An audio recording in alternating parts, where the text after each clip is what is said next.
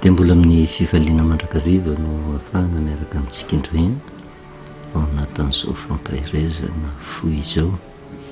indrindra manoloana ny toe-javatra misy maneran-tany ary ny zavatra mitranga koa eto amin'ny firenentsika satria hita fa misarotra ny fiainana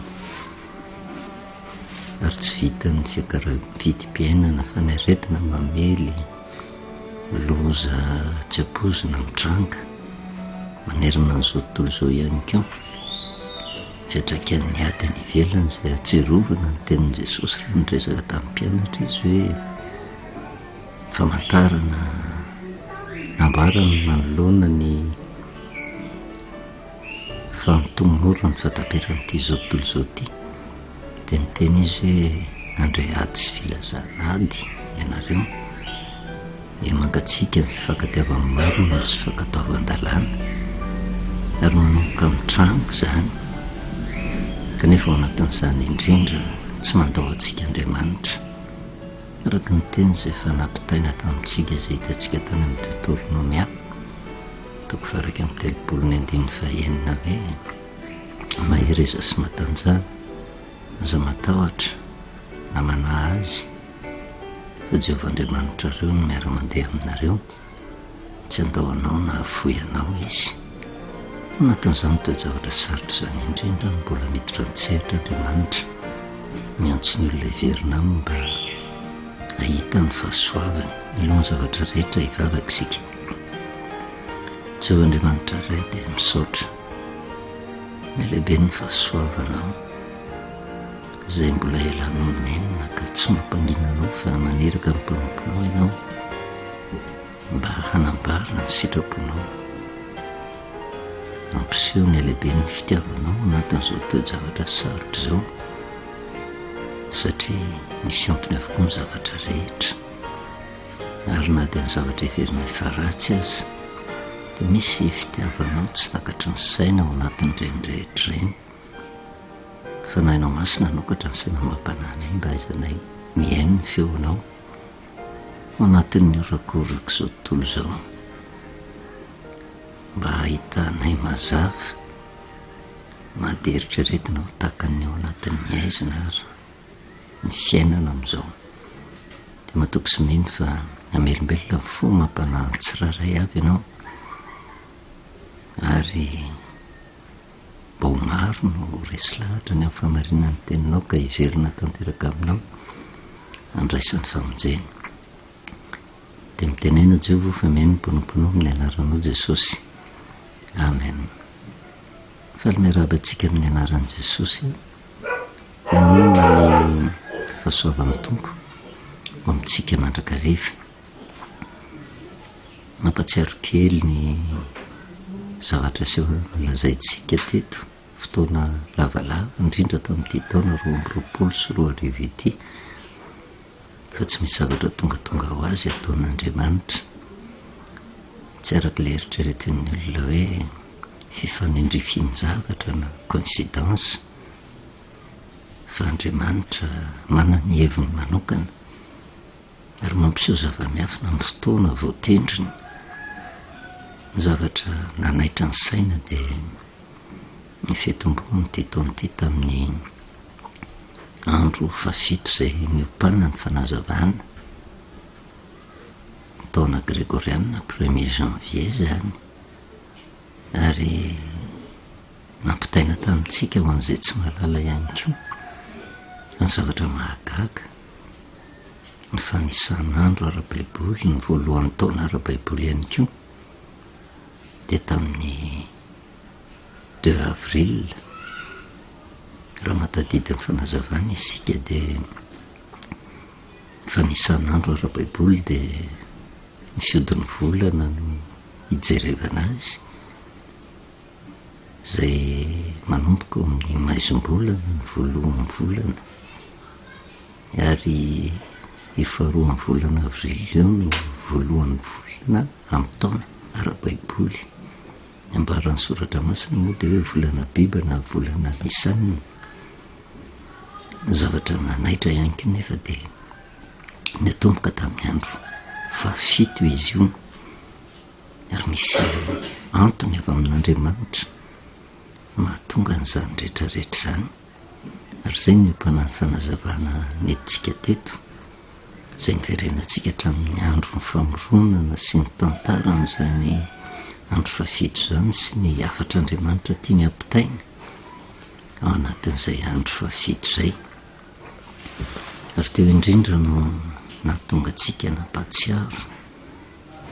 ny zavatra nitranga tany ny Genesisy eto amin'ny andro fafito ange ny vanim-potoana voatendrin'Andriamanitra namelarany teo anatrehan'ny olombelona izay niforonany, ny voariny rehetra, ny zava-bitany rehetra, ary tafavory tamin'io andro io avokoa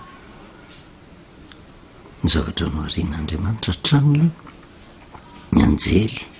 tany an-danitra. Ary ny zavatra hitantsika dia tamin'ny alalan'ny mianarana no nanehoana le anjely niodina, izany hoe talohany namoronana n'izao tontolo izao zanak'olombelona no efa nisy ny fiodinana ka nahatonga ny ireo anjely ratsy ireo voaroaka tany an-danitra, izay mbola hojerevantsika aoriana kely eo hoe inona ny antony nandroahana azy. Fa raha tonga tao amin'ny Saedena izy dia nakafana ny zanak'olombelona ary niseho ho mody namana. Kanefa tao ambadika izay tetika na amin'ny tany menarana ny Adama sy Eva izay dia mitondra fahafatesana. Ary ny zavatra hitantsika inona no manamarika n'ilay andro fafito dia ny fisian'ilay fiainana mandrakizay izay tokony no raisin'ny zanak'olombelona sy ny fisian'ny fahafatesana. Tsy Andriamanitra no namorona ny fahafatesana, fa safidim-pon'ilay zanak'olombelona tsy nentina katò ny teny izay nambaran'Andriamanitra azy nahatonga ny fahafatesana tafiditra teto amin'ity zao tontolo izao ity. Ary dia nitaona ny saintsika namantatra hoe teo amin'ny avony sady dia nisy an'ilay azonaina sy azo fahalalana ny tsara sy ny ratsy. Mazavaintsika teto soratra masina manazava soratra masina fa le azonaina dia tandindo ny fahasoavana, ary le azo fahalalana ny tsara sy ny ratsy dia tandindo ny lalàna. Zavatra roa tsy afa-misaraka mihitsy ireo hatrany am-piandohana, mandraka ankehitriny ary mandrakizay. Ny zavatra noharian'Andriamanitra tsara avokoa, tsara le azonaina, tsara le azo fahalalana ny tsara sy ny ratsy. Ny voan'le azonaina raha hohanina mahavelona mandrakizay, fa ny voan'le azo fahalalana ny tsara sy ny ratsy raha hohanina mahatonga fahafatesana. Ka tsy le azo no ratsy, fa le fandraisan'le zanak'olombelona ny afatr'Andriamanitra ka nandavana, nandikany ny zavatra nandraran'Andriamanitra nahatonga ny fahafatesana. Ary tsy safidin'le zanak'olombelona tany am-piandohana ny hinana n'le vo mahafaty, fa tafalatsaka tao anatin'ny fitaka tamin'le niseho azo namana izay nampanantena zavatra pokaty. Kanika rehefa nihinana ny voan'le azo fahalalana ny tsara sy ny ratsy tafiditra ny fahafatesana. Ao amin'ny andro fafito ozy tsika no ahitantsika an'izay. Ary tamin'ny farany raha matadiditsika dia resahantsika hoe ny fanjakan'Andriamanitra izay nahorona hatramin'izay dia fanjakana tandalana, fa niorona tamin'le afatra nampitaina tamin'ny Adama izay napita tamin'ny Eva hoe ny azo rehetra eo amin'ny sady azonao hinanana avokoa, fa ny azo fahalalana ny tsara sy ny ratsy no tsy azonao hinanana, fa ny fotoana izay hinananao anio dia ho faty tokoa ianao. Dia somary nidirantsika lalindalina hoe maneho aniza le azonaina. Tsy verenantsika lava ny fanazavana fa famitianana anao-mbarako maneho an' Jesosy Kristy. Satria Paoly dia nilaza fahafatesana ozy ny tambon'io fa fiainana mandrakizay kosa ny fahasoavana raisina avy amin'Andriamanitra amin'ny alalan'i Jesosy Kristy. Izany hoe finoanan' Jesosy no azahoana fiainana mandrakizay fa fahafatesana no tambony ota dia mamerina kely ny fanazavana inona moa mahatonga n'le fahafatesana ny ota aty amin'ny testamenta vaovao testamenta taloha inona no mahatonga ny fahafatesana finanana mivon'le azo fahalalana ny tsara sy ny ratsy tsisy fanazavana azontsika atao ankoatran'izay hoe ny ota mira mihinana mivon'le azo fahalalana ny tsara sy ny ratsy rehefa nijerevantsika somary lalinalalina hoe inona le ota dia tany amin'ny jaonina tao amin'ny romanina aloha izy dia niteny hoe ny lalàna ozy no azahoana fahalalana marina ny amin'ny ota kanefa amin'ny jaonina dia nilaza ny ota ny fandikana ny lalàna ozy zany hoe ota mira fandikana ny lalàna izay mahatonga fahafatesana noho izany zany le finanana mivon'le azo fahalalana ny tsara sy ny ratsy izay mira ota mira mandika lalàna zany hoe tsy mitandrina ny didin'Andriamanitra ny dikany ary zay no nafahantsika namaritra inona marina le azo fahalalana ny tsara sy ny ratsy le azo fahalalana ny tsara sy ny ratsy tsy ratsy fa tandindo ny lalàna dia eo no horaisitsika ny tenin'ny Paoly apôstôly any amin'ny romanina ny epistily izay nosoratany romanina toko fa 7 zao no nambaran'ny Paoly apôstôly ny 7 inona ary no lazaintsika ozy ota va ny lalàna sanatria zany ozy kanefa tsy nalala ny ota raha tsy tamin'ny lalàna satria tsy fantatra akory ny fitsiriritana raha tsy ny lalàna no nanao hoe aza mitsiriritra manamarina ny tenin'ny Paoly apôstôly le hoe ny lalàna no azahoana fahalalana marina ny amin'ny ota dia amin'ny 12 izy mametraka mazava tsara ka dia masina tokoa ny lalàna masina ny didy sady marina no tsara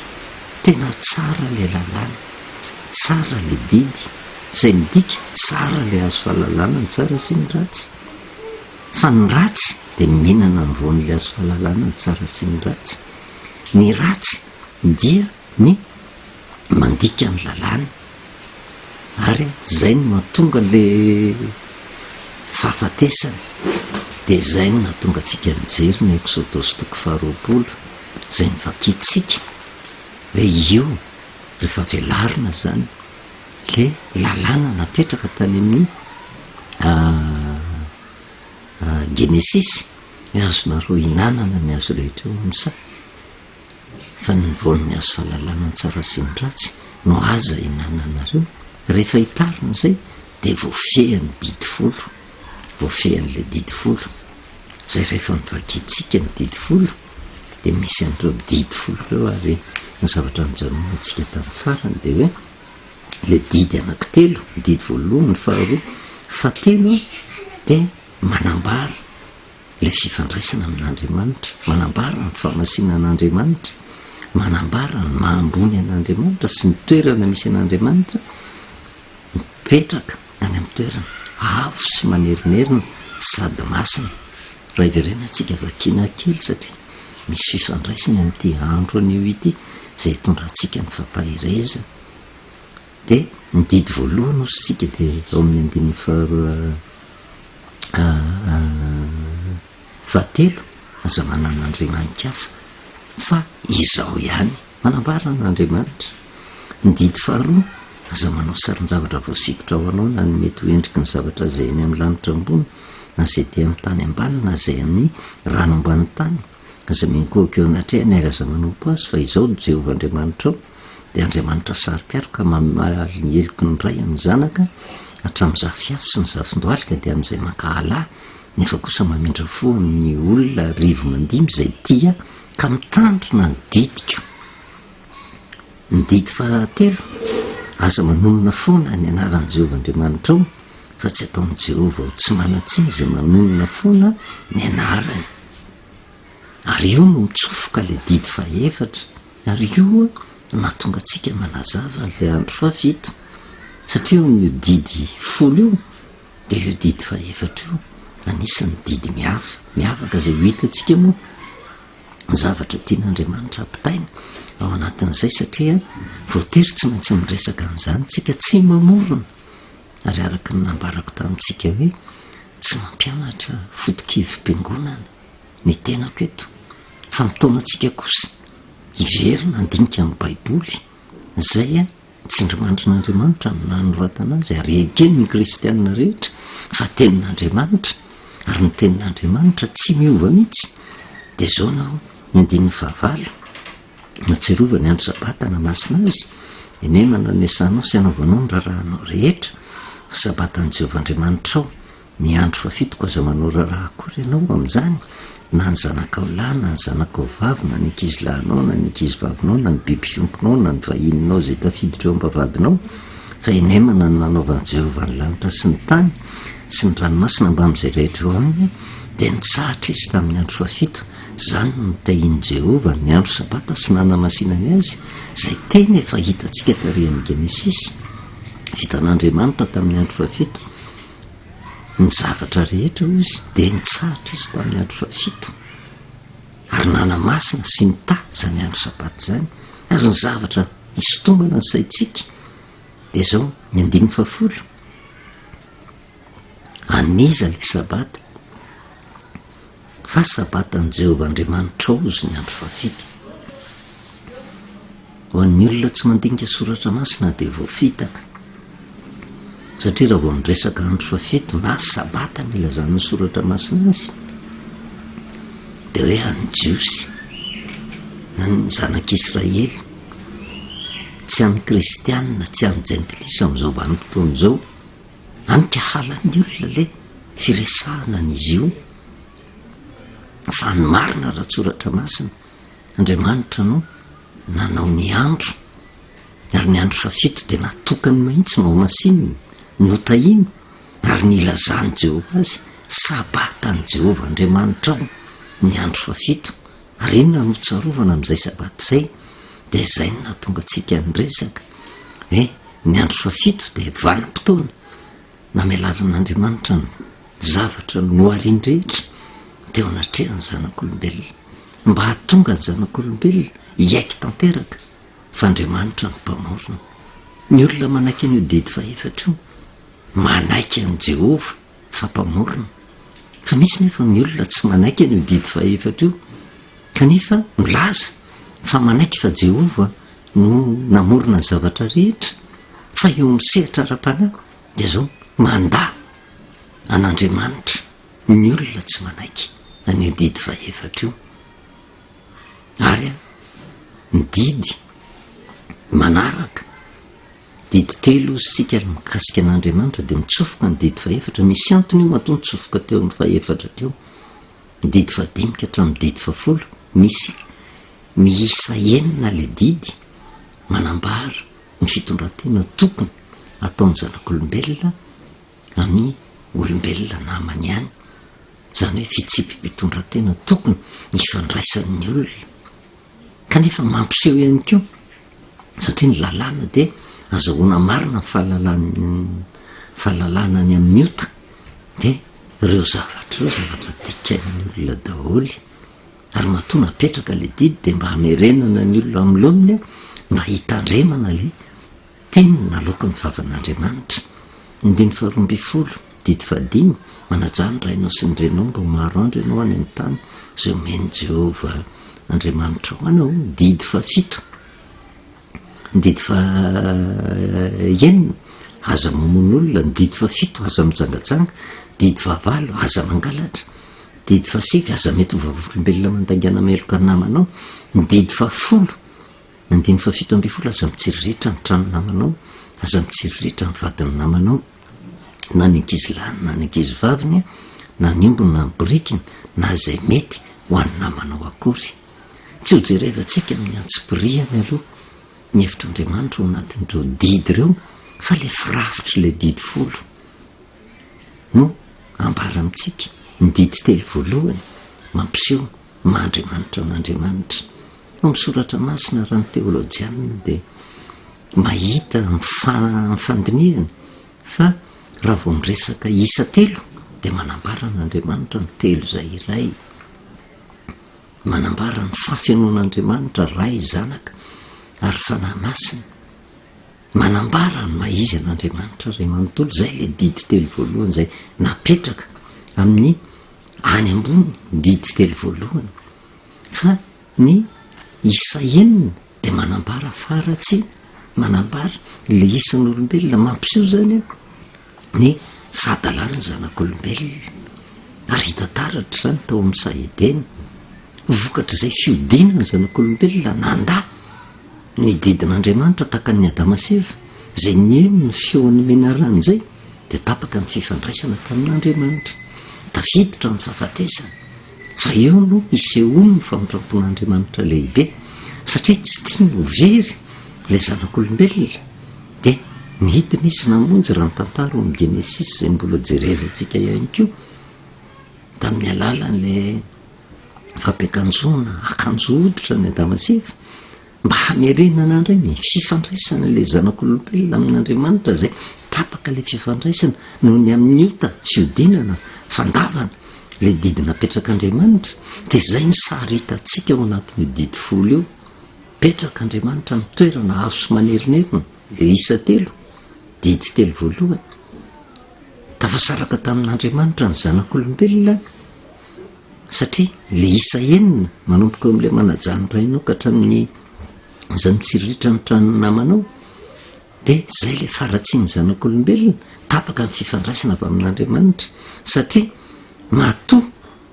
tsy voatandron'ireo rehetrarehetra io dia ny fandavana an'andriamanitra, ary miseho amin'inona ny fandavana an'andriamanitra. Raha tare amin'ny Adama sy Eva tsy nanaiky izy le hoe tsy azona hohanina le hazo,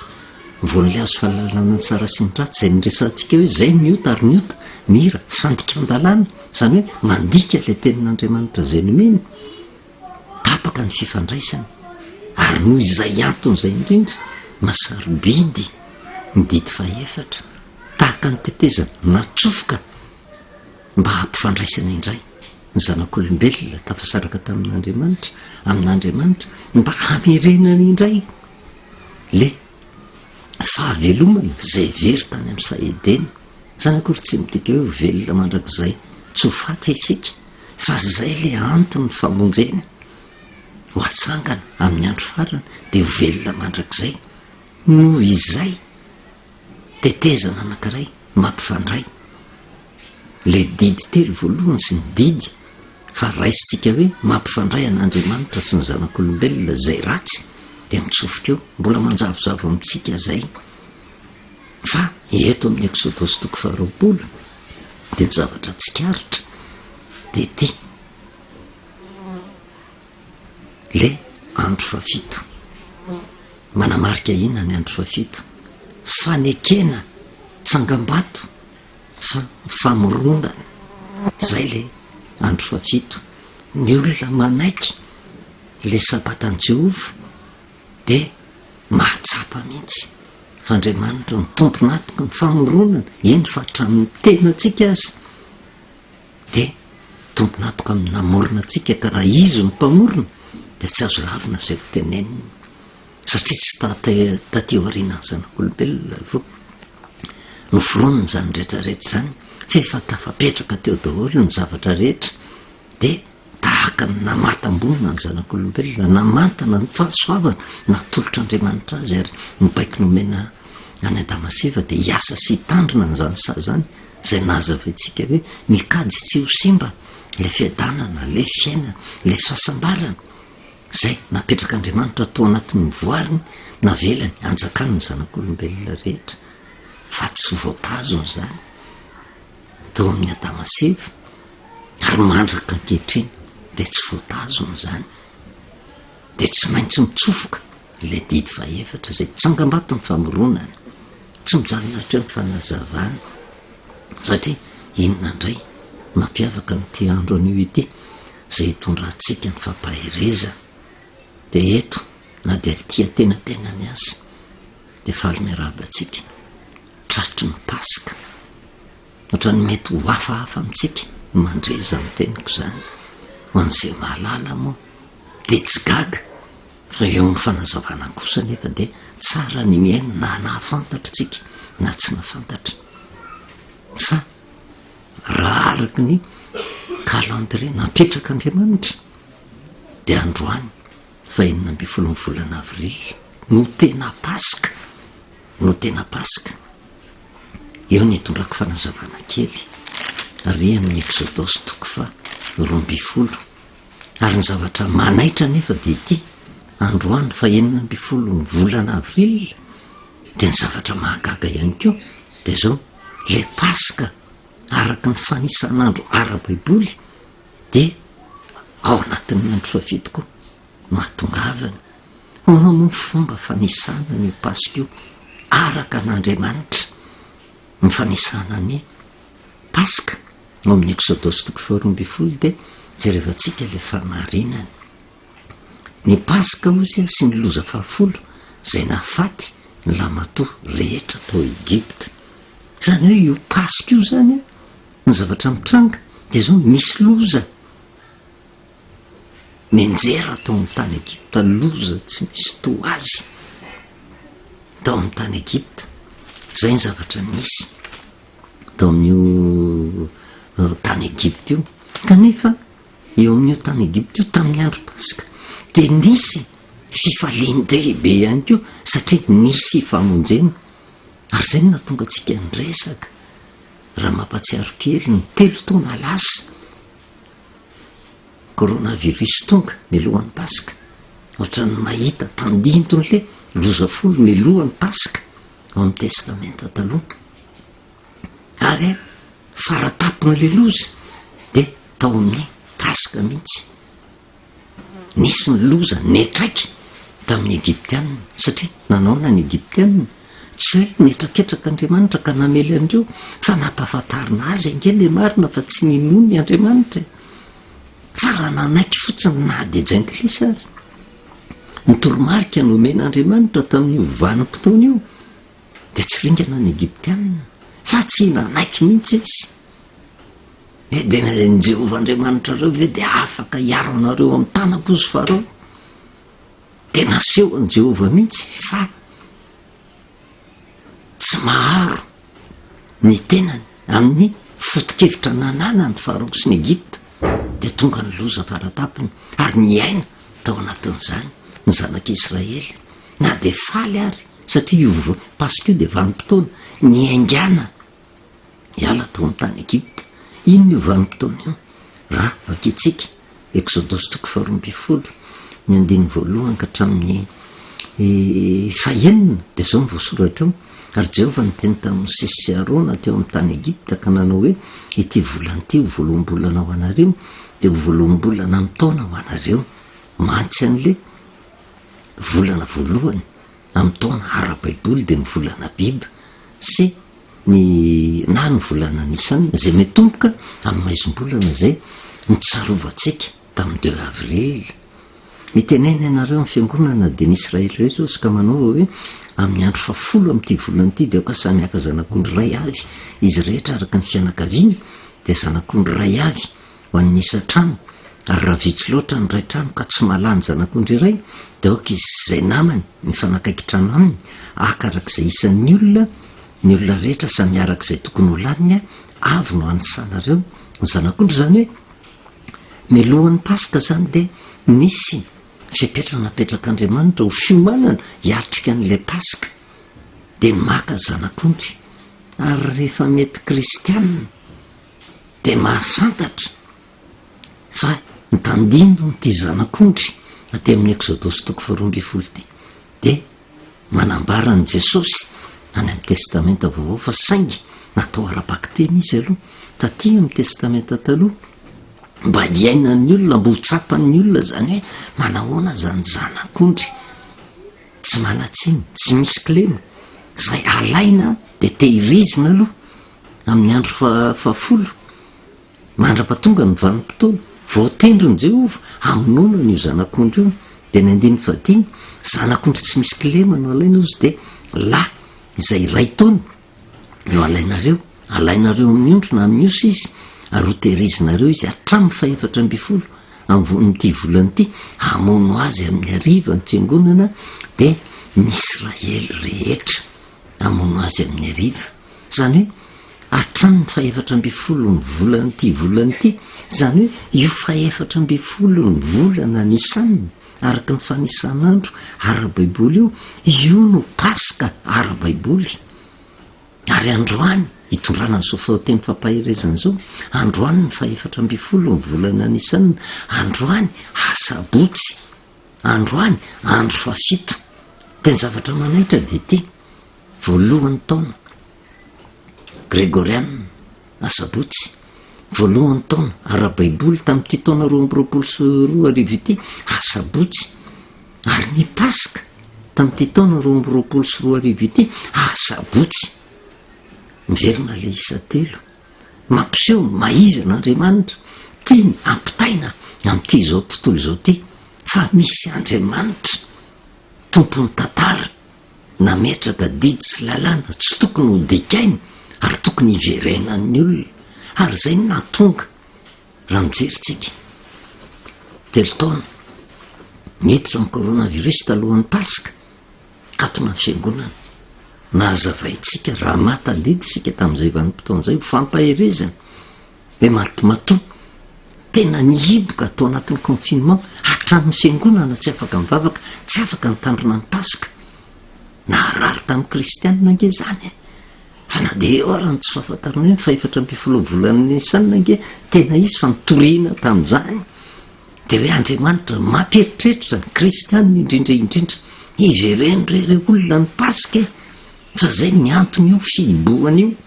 amerenana ny olona am'loany mitaka ny zanak'israely tany amin'ny tany Egipta satria ny paska zay nitandremana tany amin'ny tany Egipta voalohany de tao anatin'ny confinement fa naninona ny tao anatin'ny confinement misy loza niatra de zay ny ainatsika ny taona 2020 zay ny ainatsika ny taona 2021 de mety hitenitsika am'izao vanim-potoana zao hoe taona 2022 nga tsy misy confinement fa navelan'andriamanitra andeha malalaka indray tsika mba isika indray mitodika amin'ny tenatsika mba hatonga atsika hihiboka manokana zany hoe niverina amin'ny isambatan'olona tsiraray avy andinika inona ny afatra no men'andriamanitra tao anatin'ny telo taona fa vao tonga ny paska de loza tsy roa matany no miatraika tahaka ny zavatra mitranga tao amin'ny tany Egipta zany sary aseho ary ny zavatra manaitra nefa de ty taona 2020 faefatra amby folo ny volana nisanina nge tsy sabotsy fa ny paska nefa misy foana taona 2021 ny faefatra amby folo ny volana nisanina nge tsy sabotsy kanefa tsy afansaraka tamin'ny afatry ny paska zany rehetrarehetra zany fa taty amin'ny taona 2022 naninona no nifanitsy andro asabotsy ny paska sady ao tafatambatra le andro fafitony Jehova le ambarany ary amin'ny Exodus toko faharoapolo hoe sabatan'i Jehova io zay tsangam-baton'ny famoronana sy le paska maninona de andriamanitra te hanindry mafy no maizy azy zany nahary ny tany sy ny lanitra ary nomeko ny paska fa misy loza tsy tambisaina mamely ty zao tontolo zao ty fa ny paska io no vahaolana sy le andro fafito mba hampifandraisana indray ny fifandraisany zanak'olombelona amin'andriamanitra ka raha te hazo famonjena de tsy manao atsirambina anio andro fafito io sy tsy manao atsirambina ny afatry ny paska ka raha jerevana ny Exodus toko faharoambifolo de zao ny paska de fahafatesan'le zanak'ondry tsy takona fiainana soratra masina no azavaitsika le zanak'ondry tambindon'i Jesosy Kristy ary fantatry ny kristianina rehetra na izy na izy fa ny vanim-potoana nahafatesan'i Jesosy Kristy teo amin'ny hazo fijaliana fa efatra amby folo ny volana nisana amin'ny fanisan'andro ara-baiboly zany hoe ny paska zany tsy tandindo ny fitsanganan'i Jesosy ny paska tandindo ny fahafatesan'i Kristy satria ny fahafatesan'i Kristy no nitondra famonjena ary raha mijery ny bokin'ny Exodus ny fahafatesan'le zanak'ondry no nitondra fanafahana ho an'ny zanak'Israely fa inona ny zavatra nisy teo Exodus toko faharoambifolo ny 17 ka hatramin'ny 17 vakitsika fa somary lavalava amin'ny 17 volana nisan'io zay tamin'ity taona ity de andro sabotsy fa tsy midika zany hoe isaky ny sabotsy de pasika foany eo raha tonga amin'ny heritaona de tsy maintsy sabotsy ny pasika satria ny zavatra hitatsika am'izao vanim-potoana zao ny pasika ange ekeny ny kristianina de alahady foana ary tsy miova fa raha fa tonga ny amin'ny heritaona alahady foana de alahady foana tsika tsy andeha hanohatra an'izay fa rehefa tena jerevana io pasika apetraky ny kristianina io de convention internationale nataony kristianina ny fanekeny kristianina samy kristianina hoe andeha atao amin'ity alahady ity ny pasika fa tsy avy amin'Andriamanitra tsy avy amin'Andriamanitra mahatonga an'izay ary rehefa tena jerevantsika le fanisan'andro de tsy voatery ho andro ray foana miverimberina ny pasika ny 17 ny volana nisanina fa tamin'ity taona ity izy de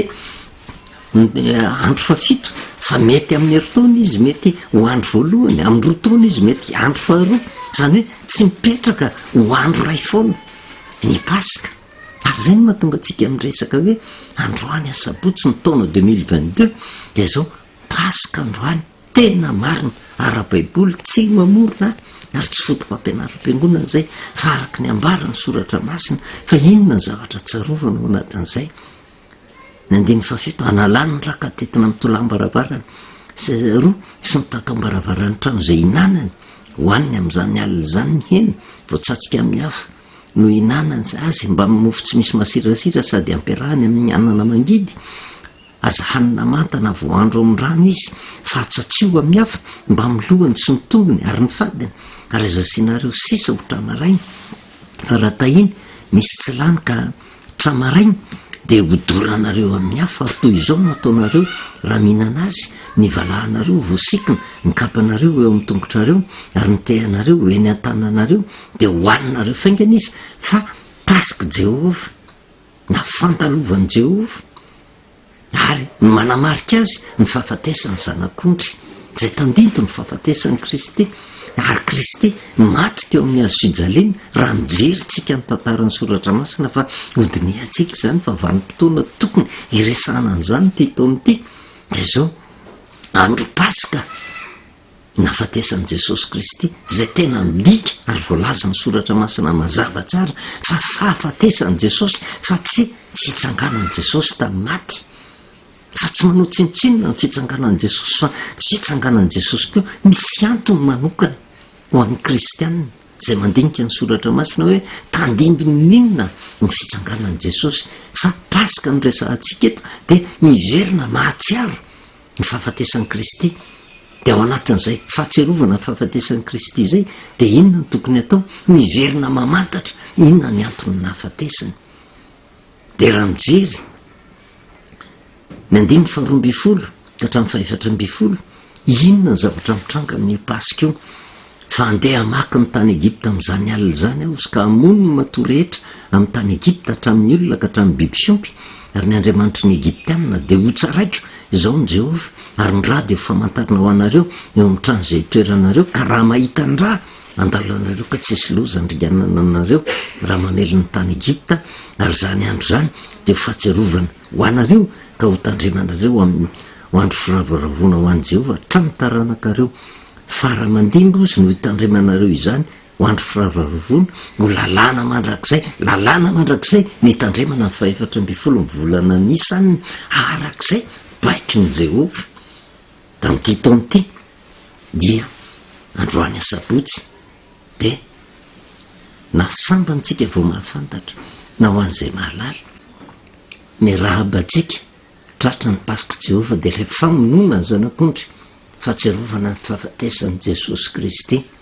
zay le pasika fa ny zavatra manaitra amin'ny 12 ka hatramin'ny 17 de zao Jehova midina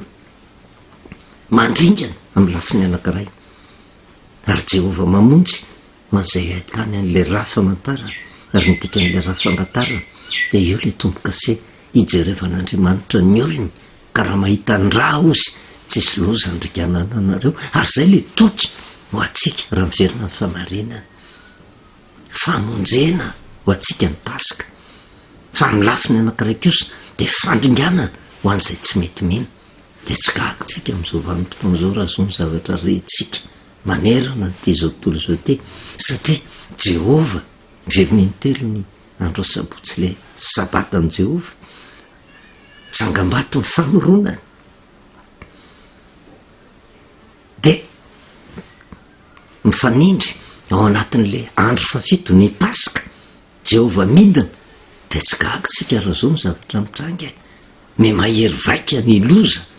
zay atahorana hipaka manerina n'izao tontolo zao kanefa mananteny isika fa nohony amin'i Jesosy zay maty de amindra fo Andriamanitra mialohan'ny amaranantsika satria ho tohizatsika ny fanazavana satria hijerytsika iariva ilainantsika le didy satria tsy eo amin'ny Exodus 2:20 ihany ange no misy ny didy fa misy famerenan'Andriamanitra indray mandeha n'io didy io zay hitatsika taratra ao anatin'ny didy faefatra tafatsofoko indray ny paska de ho jerevantsika zay fa mialohan'izay rehetrarehetra alohan'ny amaranantsika satria mety ho vaovao amintsika no mandre ny paska tsy tandindo ny fitsanganan'i Jesosy fa marinana tsy atahorana miteny an'izay ary tsy afa-mialitsika satria zavatra tsy azontsika ialana ny tomboka sabotsy ny taona 2024 ny tomboka sabotsy ny voalohan'ny volana ny faefatra amby folo ny volana Nisanina zay paska Jehova sabotsy zavatra tsy azo ialana zany zava-misy zany tsy maintsy asipahana-zavana zany de zao ny voasoratra aty amin'ny Korintianina voalohany Korintianina voalohany amaranantsika azy Korintianina voalohany 5 de ny 9 ka hatramin'ny 19 testamenta vaovao ny resahantsika ary eo no amaranantsika azy ary mitaraina amintsika za tsy miteny hoe raiso fa marina zany fa manana safidy sika mety amintsika de raiso tsy mety amintsika aza raisina fa ny zavatra azo antoka tahaka ny Adamaseva ihany na mety aminy na tsy mety amin'ny didin'Andriamanitra na izy ankatò de izy mitady ny vokany na izy tsy ankatò de izy mitady ny vokany tsy misy anteritery ny famarinana ny tenin'Andriamanitra Korintianina voalohany 5:19 ka hatramin'ny 20 tsy mety ny firerehanareo izy tsy fantatrareo va fa ny masirasira kely de mahazo ny vongana rehetra esory ny masirasira ela mbo vongana vaovao ianareo arak'izay tsy mahamisy masirasira anareo fa voavono Kristy paska ho atsika tsy azo fanana ny soratra masina dikan'izay voavono zay maty izy paska ho atsika zay le fandalovana ary raha vao maty ny zanak'ondry de misy famonjeny mivoaka ny zanak'Israely tao amin'ny tany Egipta eketsika zay de zao misy famonjeny ataon'Andriamanitra ho an'ny olona zay mahatratratra amin'ny fiainana mandrakizay satria misy tombo-kaseo amin'ny alalan'le raha le zanak'ondry zay nivonoana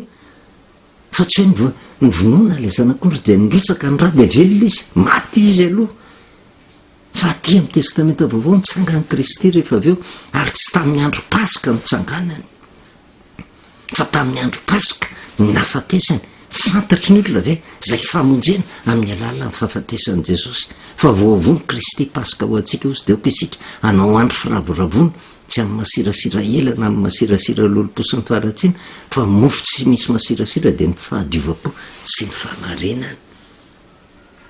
efa zavatra lehibe no afantarantsika an'izany tsy tongatonga ho azy ireo sabotsy ny telo misisy re atsika hatreo tsy tongatonga ho azy ny telo taona nandalovantsika tao anatin'ny fahasairanana sy ny loza amina tambo maro isan-karazany hatramin'izay reny sofintsika midiny Jehova tsy tongatonga ho azy zany zany hoe misy zavatra roa tiany Jehova ampitaina amin'ity zao tontolo zao ty indrindra ho atsika kristianina ivereno diniana ny andro fafito ary de ivereno diniana ny paska fa ny paska de zao fa 7 volana Nisanina tsy mipetraka ho andro tokana mandrakareva fa miovy isataona izy io miovy isataona fa tamin'ity matoa tafakambana tao anatin'ny andro asabotsy ny pasika misy antony lehibe ary io le didy faefatra zay tetezana natsofok'andriamanitra mba ampifandraindray ny fifandraisana amin'andriamanitra sy ny olona ahatonga famonjena ho an'ny olona tsisy lalana akoatran'izay andraisana famonjena avy amin'andriamanitra akoatran'izay fanaovana ho zava-dehibe ny didy zay napetrak'andriamanitra dia ho hitantsika sombo mpanazavana zay mentiko teto zay fa mifampahirezana manaraka dia mametoky atsika mbola hitondra fanazavana lalindalina kokoa mba hatsapahatsika fa tsy fironony zany fa tenin'andriamanitra mipetraka no anatin'ny baiboly eny ampelatana atsika voninahitro n'andriamanitra rerany vavakisika misodranao Jehovah Andriamanitra ray ny amin'ny famarinana zay nomenao indrindra ny afantaranay fa aity andro anio ety tena pasika lehibe atserovana ny fahafatesan'i Jesosy ary tsy hoe izy maty teo amin'ny hazofijaliana fotsiny fa inona moa ny antony nafatesany ary miterakinona ao aminay izany angatahany aminao dia mifanainao masina nao ka hiasa tsy hatafandromandro ny isam-batan'olona ingetaeta amin'ny famarinana ary hiverina tanteraka andinika ny teninao satria ny pasika dia nomenao famonjena dia matoky someny fa ny olona fiain'ny fanetreteny dia hiverina tanteraka amin'ny fankatoavana ny teninao dia misaotra indrindra ray ary matoky someny io zay fa ny zavatra mitranga manerina n'izao tontolo izao tsy mbola tena fandriganana fa fialanao nenina mba tonga ny olonao hiverina tanteraka aminao ka ho tahaka ny zanak'Israely ho tafavoaka ao amin'ny tany Egipta zay feno loza ary misy lalina zay soritanao mba hatonga azy any amin'ny tany Kanana zay tandindy ny fiainana mandrakizay dia misaotra indrindra ray ny anaranao Jesosy amen dia ny fahasoavana sy ny fiadanany tompo ho amintsika mandrakariva